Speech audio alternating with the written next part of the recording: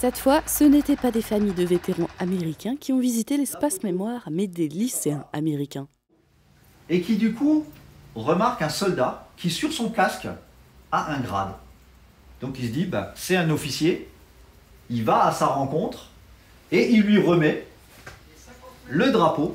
Le lycée de Beach accueille cette semaine 7 correspondants du Queen's Orchard High School, situé près de la ville de Washington. Hier matin, les correspondants ont pu découvrir les histoires de soldats américains s'étant battus à Beach et alentour durant la Seconde Guerre mondiale, grâce à une visite guidée de l'espace mémoire. Ils ont notamment appris l'histoire se cachant derrière la fameuse photo du soldat tenant la bannière étoilée à la fenêtre d'une maison de Beach.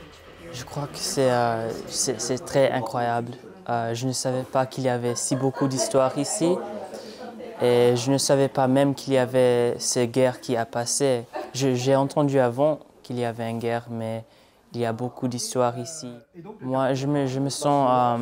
c'est un peu triste de savoir tout ça, mais c'est aussi intéressant de savoir que tout ce qui a passé, ça a passé ici, où je suis maintenant. Moi, je ressens beaucoup d'émotions juste parce qu'il y a beaucoup de familles qui étaient affectées de la guerre et que beaucoup de soldats étaient comme morts et il y a juste beaucoup d'histoires ici. Donc. Je suis très fière d'être ici. Déjà, je sais qu'aux États-Unis, on a beaucoup d'histoires dans plusieurs des pays, mais pour avoir, une grande significance dans un petit village comme ça, c'est... Et on peut voir tous les bâtiments ici qui ont été détruits et on peut voir les images d'avant. Et puis on peut voir maintenant comment ces bâtiments ressemblent maintenant. Donc c'est très intéressant.